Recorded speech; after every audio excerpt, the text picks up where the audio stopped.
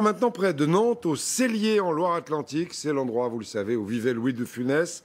Un musée lui est entièrement consacré. Eh bien, il vient d'être aménagé dans l'une des dépendances du château de cet immense comédien, au Cellier, Nicolas S. Rébi Jacob. Le Cornio. La Grande Vadrouille. 3 films, 3 générations et un amour toujours intact pour Louis de Funès. 30 ans après sa disparition, son nouveau musée s'installe dans une dépendance du château de Clermont, dont il fut propriétaire jusqu'en 1983. Une découverte pour ces Nantais qui l'ignoraient. C'est poignant, je trouve, de revenir un peu aux sources. J'ai découvert il y a peu de temps en fait, que Louis de Funès était enterré et avait vraiment vécu ici la fin de sa vie. Ici, 800 objets de l'artiste sont exposés. Des photos, des affiches ou des effets personnels comme ce cahier pense-bête, prêté par les fils de Louis. Ouais, ça fait quelque chose. Hein. On a vu des photos personnelles, on a l'impression d'avoir connu ce personnage-là.